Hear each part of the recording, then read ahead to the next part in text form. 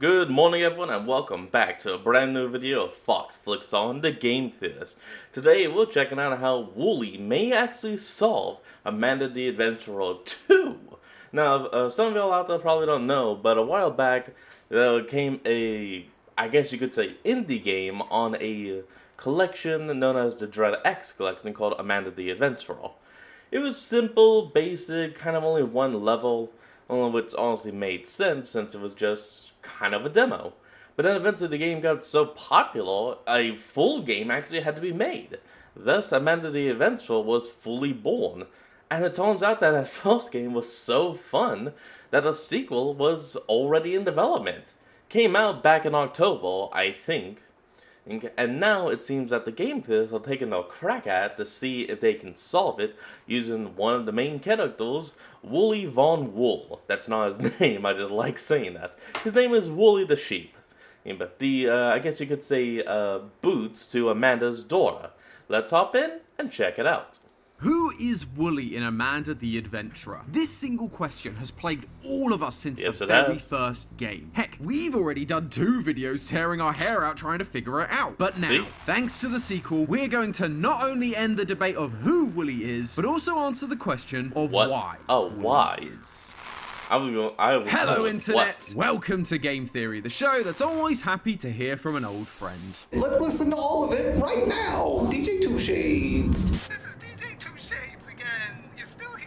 Hey. Does this mean that Amanda the Adventurer... Okay, no. That I like. Good connection between games that have no actual connection. and Mortuary Assistant share a universe? They're both published by Dread XP, so I suppose it's possible. Apparently. I should probably look into that. But not today, because we've got to give all our attention to our demonic Dora wannabe and her brand new sequel, Amanda the Adventurer 2. Everyone has been stoked for this sequel, mainly in the hopes that it will finally give us some answers to its ever-confusing story. So far, the story appears to be that of a human girl called Rebecca and her father, Sam. They started a live-action show called Amanda the Adventurer. After some initial success, it was picked up by a company called Hamlin Entertainment, who turned it into an animated show and a living nightmare. Rebecca was not animated into traditional sense. If you saw by the characters, it's kind of like a weird claymation CGI animation. It's not truly bad. It's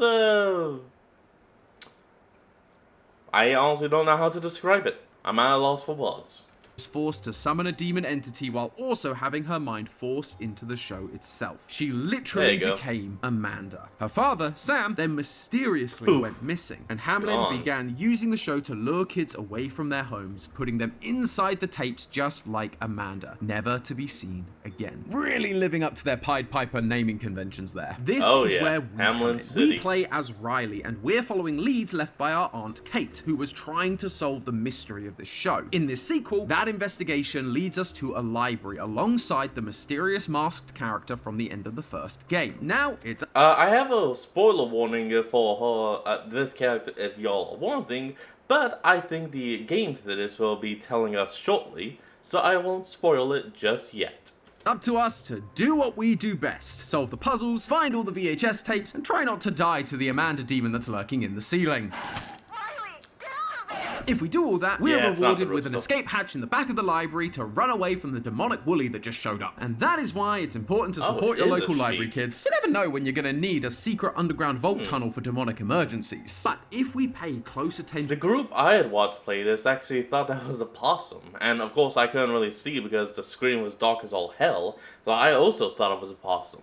But no, it is indeed a demonic Wooly. To all the details leading up to this moment, we are also rewarded with one of the most important resources from any library: knowledge. Knowledge about the true lore of this game, the origins of Hamlin Entertainment, who is in control of Amanda, and what the heck is Wooly's deal. For some reason, this guy is the biggest mystery of the entire franchise. Every theory comes back to him in some way, but no more. Let's not rack up any more late fees. Like the threads of a sweater. Theorists, it's time to return to the library and see if we can finally solve the mysteries of Amanda the Adventurer. And to start with, I actually want to focus on the same character our last theory ended on, the opossum. In the demo, this guy was a mysterious character that didn't really show up all that much, but he was clearly meant to be a reference to Dora's swiper, as he steals Amanda's coin so that she couldn't try to escape during the opening scene. This made it feel like he was supposed to be important, and we ended up concluding that this opossum was likely connected back to Hamlin in some way. By stealing the coins, Amanda couldn't go on her adventure, and Hamlin don't want her escaping this new TV realm she finds herself in, especially after all the effort they went through to summon the demon entity in the first place. Now Again, I have another spoiler, not gonna give it, they may eventually. You know, I just might as well not tell you about how I have these spoilers. Let's just keep on going. The full release, the opossum is back, and I was right, he's definitely important. Just not in the way I initially thought. He keeps showing up as he did before, causing havoc and attacking both Amanda and Wooly, leading to them getting more and more annoyed. And believe me, I get it. I'd be annoyed too if someone kept bugging me, attacking me, and, you know, trying to rip my eye out. Don't even think about it. This annoyance culminates in a final scene in an alleyway where suddenly the opossum's attention switches from his usual Amanda-shaped target and onto us. They attack the screen and we see a couple of subtitles appear repeating a single broken word. Before they can get the whole word out though, Amanda and Wooly tackle them to the ground and throw them in the dumpster. As with most things in this franchise, at first, it's not super clear what we're seeing play out here. But if you rewind just a little bit, there is one single hint that explains the whole thing. Throughout this playthrough, we have a walkie-talkie that was given to us by our new masked friend. They occasionally just chime in to help drive the story forward, and one of those times is just as the opossum is going to bother Amanda in the alleyway. What the hell happened in here? But just like Amanda has been able to hear us and use items that we offer her from the real world, the opossum seems to be able to hear this outside stimuli. That is what causes the opossum to switch targets. They are reacting to the voice of the masked figure. And once you get to the true ending of the game, we come to realize why. Upon playing the secret tape from our Aunt Kate, the masked character removes their mask, tells us that their name is Joanne, and says that they've been looking for their younger brother, Jordan. If those names sound familiar to you, then congratulations! You've got the same amount of theory brain rot that I do. We saw these names on a note back at the very start of the very first game. A woman named Joanne was asking for Kate's help to find her brother Jordan, who went missing after watching Amanda's show. Now, think back to what we saw the opossum character doing. They heard Joanne's voice on the walkie-talkie, stopped what they were doing, and began trying to communicate directly. Joanne. This opossum is reaching out to the voice it recognizes, his sister's voice. The opossum is the missing kid from the first game, Jordan. In the bad ending, Joanne tells us that we need to smash the tapes in order to free kids like Jordan. So she does just that and Oh, bad ending? Oh, damn. The group I watched apparently didn't get that. They got all endings, but not bad. Damn. Enough, a soul rises out from the broken remains. Seems we were right that these kids who were disappearing were being put into the tapes to make the show feel more alive. However, the original story of the Pied Piper had 130 kids go missing. If this game is following that, which it definitely seems to be, that's a lot of tapes we gotta find and smash. So far, there's only been 17 Amanda tapes. I know fans want their favorite franchises to go on forever, but don't you think that's a little extreme? Although, that's if we're even able to get close to collecting that full number of tapes in the first place. In the true ending, Joanne tells us that Amanda's demon is protecting these tapes. And in the bad ending, after Joanne smashes one, Amanda's demon attacks her for doing so. Naturally, I just thought this was an evil entity doing evil entity things. It's a demon, after all. It was summoned by Hamlin and bound to Amanda in order to lure all of these kids and kill anyone that got in there. Now, something I'm actually curious about is, what kind of demon is this thing exactly? Like, what demon could they actually connect it to? Like, via name or, I guess, abilities? Because you can't really tell much via looks. Multi-eyes, skinny and bones, owns jagged teeth. That's just kind of demons in general. way. But in this game, we see something interesting happen. There's a point where Wooly is telling a story to try and cheer up Amanda, and you have to open books to match the story he's presenting. However, doing so summons Amanda's demon from the ceiling, and it kills you. The solution is actually to ignore Wooly's instructions and instead follow Amanda's drawings she's posted on the wall. Once the story is over, the demon once again tries to kill you, but Amanda calls out and stops it. No! They helped me feel better. This demon isn't completely mindless, nor is it evil and working for Hamlin. It's obedient to Amanda. It follows her. Well, technically speaking, whenever a demon does make a deal with some other entity via, human ritual or anything like that, the demon does have to follow the rules or the words to, the point of law. So while the demon probably does want to kill you and cause chaos and mayhem, if the person it's bonded to tells it no, then it can't. Unless it's one of the higher ranking demons of hell, like the 72 kings or whatever. Orders, which means that protecting the tapes isn't part of Hamlin's plan, it's part of hers. That seems strange. We've talked a few times about how Amanda is desperately trying to get out of these tapes, so why would she not want the same for all the other kids? By destroying the tapes, aren't we helping them get the very thing that she so desperately wants for herself? It could be that she's jealous. We saw in the first game that she's terrified of being alone like the lonely kitten, so if she's stuck in these tapes, at least I guess she would have some company. But then, I noticed that we only destroy a tape in the bad ending. In the true ending, Joanne says that someone told her to smash the tapes in order to free her brother's soul. She then later refers to them as the psychos who burnt down Kate's house to again try and destroy the tapes. At the end of her monologue, she tells us that Hamlin needs to be taken down. Yes. Clearly, these things are connected. Hamlin are the ones who went after Kate for investigating them. They destroyed her house, and they are the ones trying to destroy the tapes. Hamlin is evil. That's pretty well established at this point. So smashing these tapes and releasing their souls isn't going to help bring these kids back. It's probably going to feed into whatever demonic ritual or plan they actually have coming up next. That's why Amanda attacks us when we destroy them. By following those instructions, we're helping the very people that caused this mess, and I would suspect causing those kids more pain and suffering. By keeping them in the tapes, they're safe, protected by Amanda. She may even have a way to bring them back properly in the future. It's hard to say for sure. This series has always leaned hard into cryptic clues that can't... Yeah, and one thing is we have no idea if those little kids even still have physical bodies to return to. Only thing we know is that Amanda's physical double, i.e. Rebecca, is still alive, just comatose in the hospital. In a vegetative state. Alive, but mentally not there. All these other kids... who knows? Maybe they are, maybe they aren't.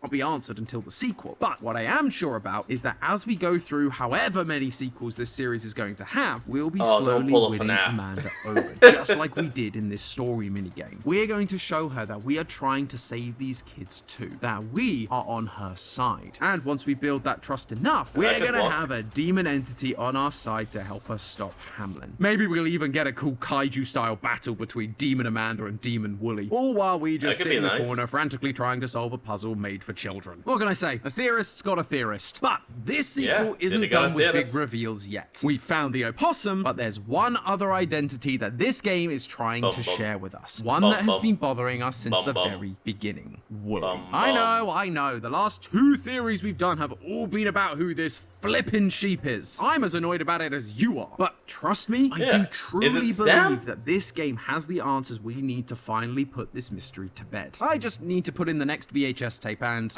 could you give me a hand? If you hit that subscribe button, it should start playing the next part of the theory. Yeah, it's a new quirky YouTube feature, don't worry about it. Thanks, friend. Now, on to the Wooly debate. If you're unaware, since the first game came out, Wooly's identity has been the subject of much debate. We here at Theorist have always fallen into the camp of Wooly being Sam, Rebecca's father. In the first game, Wooly was trying to keep Amanda on track with the positive messages, stopping her from leaning too much into the dark themes like death and rotting. Amanda!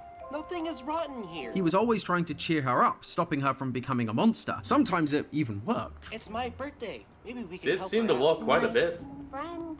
My friend is having a birthday. It felt like a father who cared deeply for his daughter, who didn't want the awful things Hamlin was doing to affect the show. In this sequel, we see him do a lot more of the same, telling stories to try and cheer her up. Well, Maybe trying. doing something will make you feel better. How about an adventure? But while we have been theorizing in that direction, others went a different way, feeling that it's more likely that Wooly was actually a Hamlin employee working on the inside to try and keep Amanda on track and stop her from freeing herself and the other kids. A wolf in sheep's clothing, if you will. And to be honest, I can't really deny the evidence supporting this. It's actually something I've wrestled with a lot while making this theory. In this sequel especially, if Amanda's demon is supposed to be working against Hamlin, they don't want it summoned, which is why Wooly has been working so hard to keep it under wraps. We also see Wooly getting really annoyed at the opossum and his antics, proclaiming, I can't handle this anymore. That sounds just like a disgruntled employee that didn't sign up for this level of torment. At another point during the glitchy tapes, we see a giant Wooly looming over a screaming Amanda. This comes after we hear the butcher say,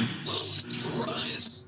Count down from 10. You may feel this again. That phrase is something I'm sure we've all heard at a doctor's office, either before a surgery or an injection, revealing to us that the butcher we've been seeing throughout the games is actually meant to represent a doctor or surgeon that turned Amanda into a monster. Now that the surgery's been a success, she's in the tapes and under the watchful eye of Wooly. Finally, there's, the giant demon Wooly that appears at the end of the game. Much like Amanda steps in when you're ruining her plans, this one comes in after Joanne tells you about Hamlin and their plans to destroy the tapes. The demon Wooly is here to stop her ruining the plan any further. It is on Hamlin's side. Now, you might be thinking, Tom, that doesn't sound like a game that's trying to give us the answer. It seems like there's still justification for both options. And you, loyal theorists, are completely right. If it weren't for the thing this game hooked all us lore hunters with back in the first game. Please, go on. Secret tapes. In this series, by breaking... yes, the true lore tapes.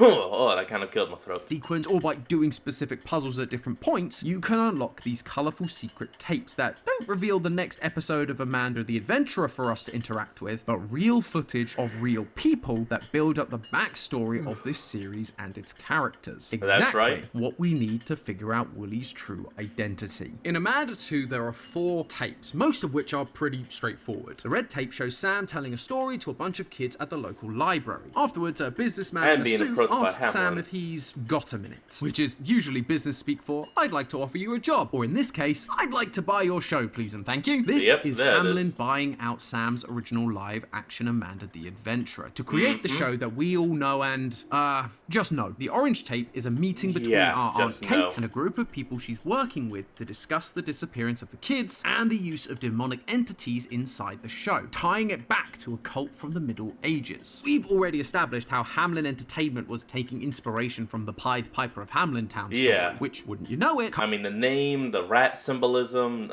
the kids being the main targets, comes from the Middle Ages, 1284 to be exact. Whatever group it was that took the kids all those years ago in the Middle Ages, this is telling us that it's that same group operating today under the guise of Hamlin Entertainment. It also tells us that Rebecca has been inside the tapes for 15 years, which might explain why Amanda can feel herself rotting. Sometimes I feel myself rotting. And then, in the green tape, we can see Rebecca's body hooked up to a machine in a hospital setting, rotting away. Her brain activity being monitored using an EEG cap, just like Matt theorized about in our very first theory. But then there's the blue tape, and this is where our answers truly lie. Sam is being kept in a tiny room somewhere away from his daughter. He argues with his captor over the contract he signed, while being asked to say things to Rebecca to convince her to keep going along with their plans. Rebecca, honey, I am so proud of you. And I know that our friends are taking care of you while I'm away. Clearly, this is Hamlin at work here, and when Sam... that whole tape literally has the same energy as...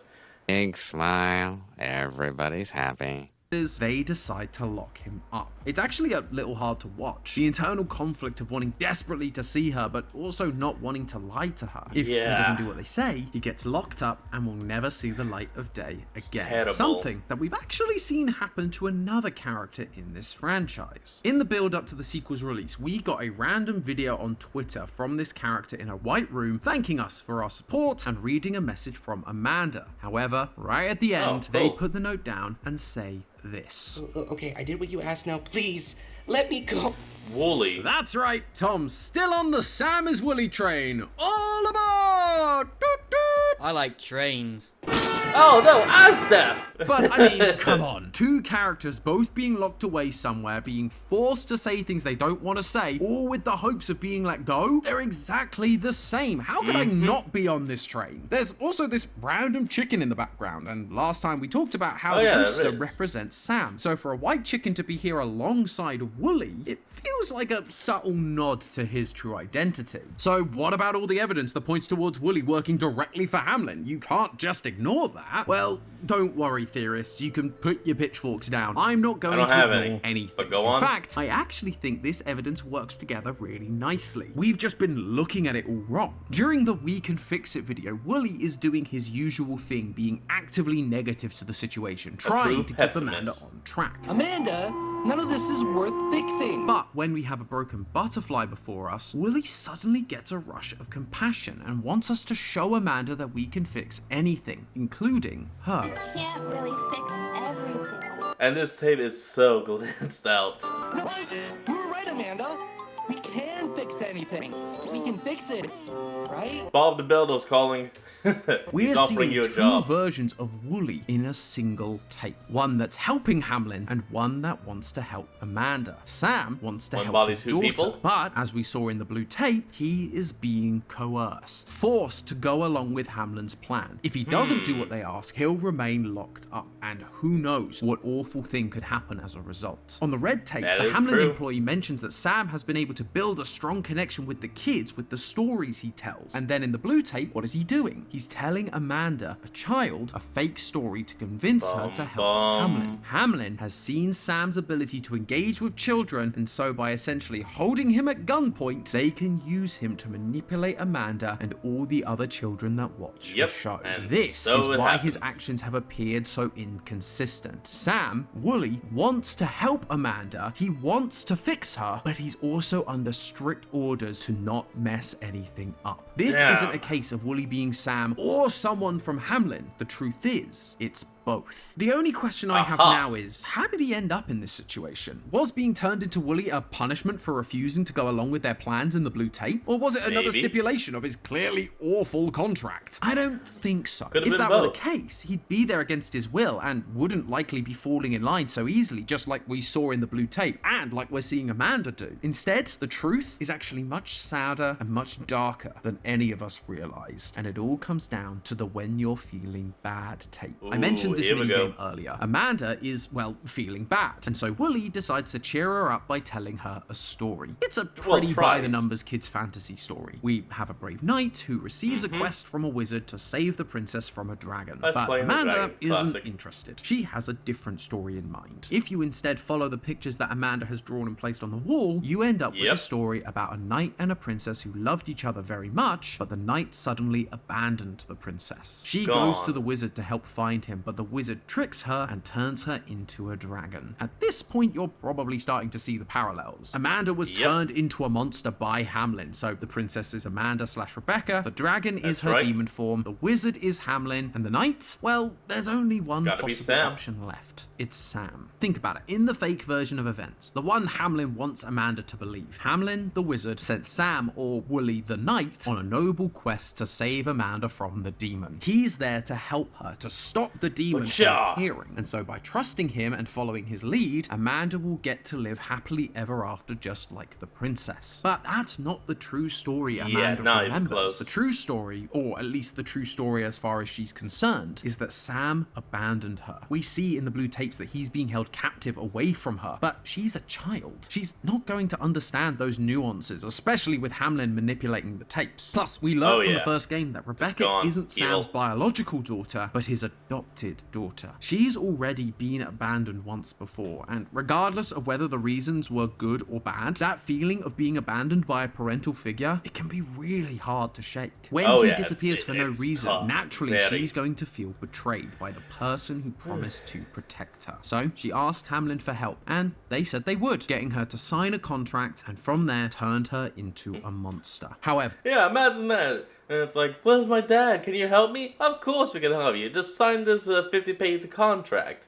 And signed it without thinking. And now we own your soul. But that isn't where Amanda's story ends. In the final section, the knight comes back to slay the dragon, only to realize after he does the deed that it was the princess all along. He had killed his true love, and so resolved to wander the earth alone forever. At some point, Sam did escape from his confinement and rushed to find Rebecca. He may even have been the one filming the footage found on the green tape from the hospital, running once he was spotted because he wasn't supposed to be there. From there, though, the story implies that he does eventually encounter Amanda's demon and tries to kill it. But in doing so, he sadly kills his own daughter. Amanda's real body isn't rotting because she's lying comatose in a hospital bed, but because she died at her father's hand. The only part of her that remains now is her mind inside these tapes, and she hasn't forgiven him for what he did. When you go looking for treasure in the woods, you can dig up an unmarked grave, and inside it are a pile of Sam's clothes that he wore in one of the interview tapes. In previous theories, you can mostly tell because of that shot. Pointed out that when we saw an unmarked grave in the demo, the correct answer was Wooly, again connecting these two characters. But when they see these clothes, both Wooly and Amanda agree that some things are better buried, forgotten. Amanda wants to forget about her father, that he abandoned her, while Wooly wants her to forget the horrible things that he did so that they can rebuild their relationship inside the game. That is why I believe Sam got turned into Wooly in the first place. I'll admit this next part is a little speculative, but bear with me. Sam killed... Dude, this whole thing is speculation. Go off.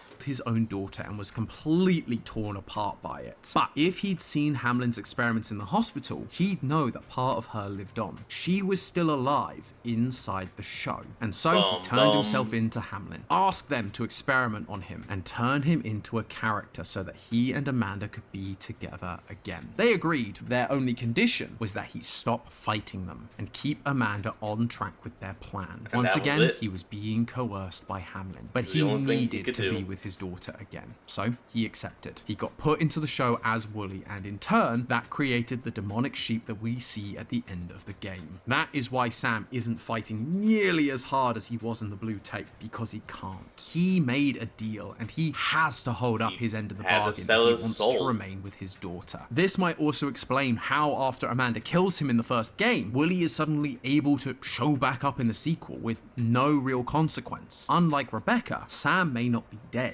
He's just hooked up to a machine and can be put back into the show so Hamlin can keep control. And each time that happens, Hamlin puts more and more pressure on Sam to keep her in line, to keep the demon at bay, so that they can destroy the tapes and fulfill their master plan. Whatever that is. Maybe this weird ARG someone found in the credits will give us some answers, but hey, that's just a theory. A game theory! Thanks for watching.